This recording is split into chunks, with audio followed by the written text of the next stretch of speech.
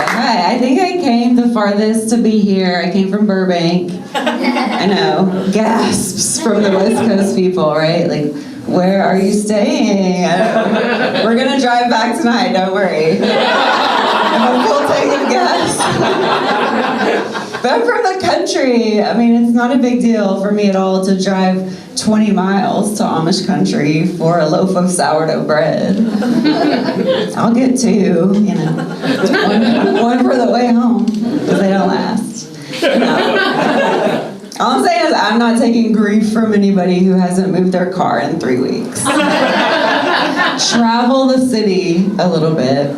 But no, one of my favorite things to do when I'm in traffic, because it happens, right? I like to picture myself driving off a cliff. I know.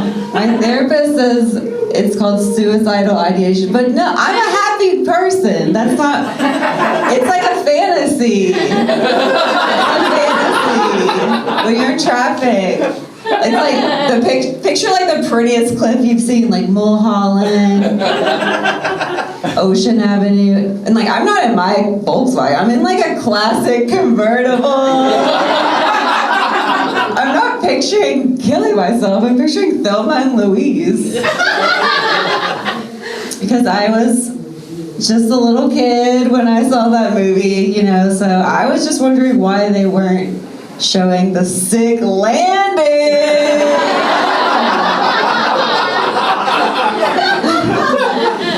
Dukes of Hazzard household right here. I'm like, they didn't even break any bottles. That's right.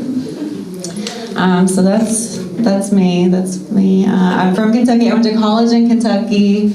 I know it counts. My degree is real. Despite my employment status, but I'm trying to do acting like more seriously now, but I only took one theater class in college, and to pass the class you had to be able to say theater, because we're in Kentucky. So when they call roll, instead of saying here, present, you had to say theater. Because you know how we all started out day one. Pass out those syllabi. Theater! We all sounded like that. And you couldn't pass. So it was almost the end of the semester, there was only one guy who couldn't say it. And he was sitting next to me. And I was like, let's all do this together. So I looked over at him and I'm like, Jeff, you got cows on your farm, don't you? And he was like, yeah.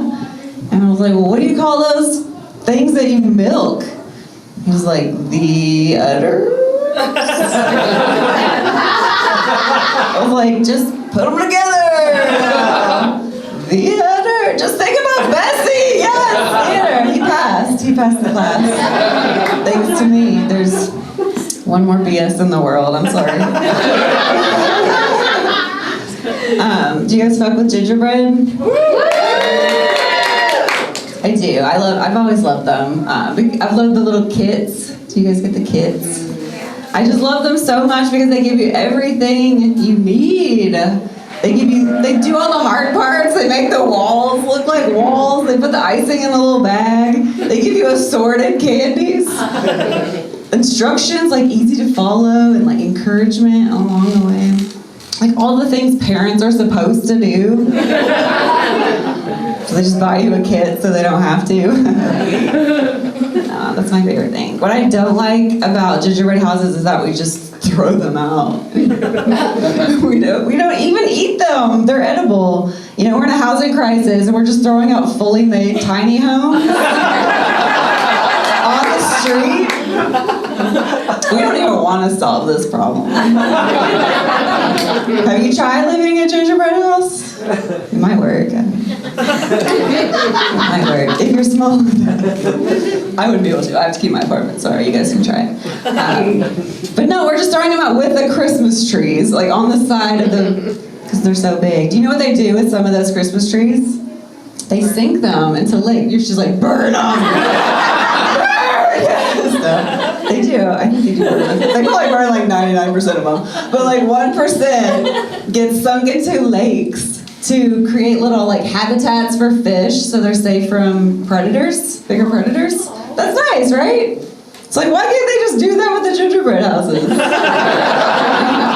If us millennials are not gonna ever be able to have our own homes, we can make the American dream happen for them. If us ladies can never live free of predators, then we can make it happen for them.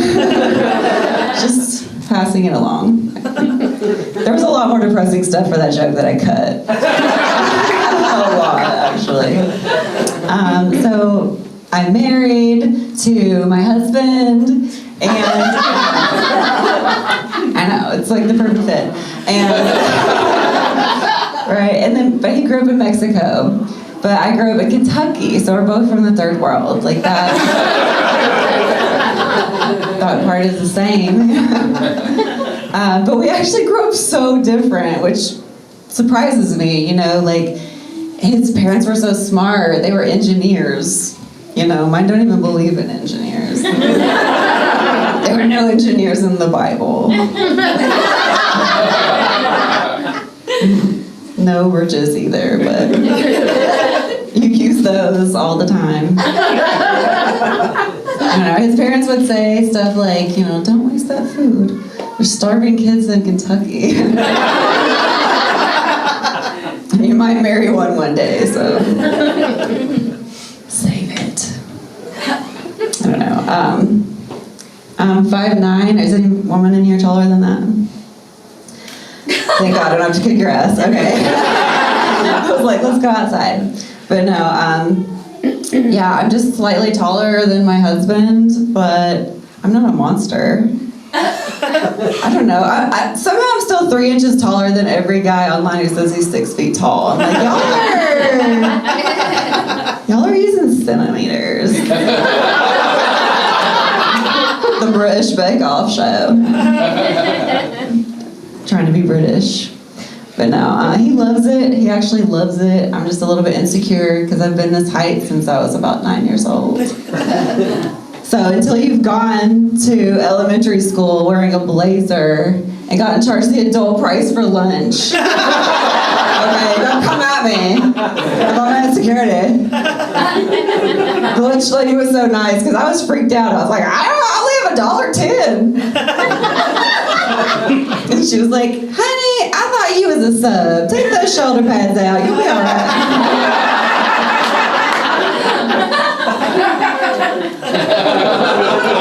Alright, I gotta finish up. Let me get out of here. I want you guys to get out safe. We don't know how many creepers are gonna be outside. You need to get to your car. I was like walking one time and I had a friend, so I always have a friend. So we were walking on Hollywood Boulevard and at night, buddy system, tits up, you know, real confident. But behind us in the darkness we hear, excuse me ladies, are you religious? Cause you're wearing the hell out of those jeans. I've never been so relieved by a catcall. I did not want to pray with a stranger. Like I would rather be preyed upon. But no, he wasn't a Scientologist. He was just like a regular pervert.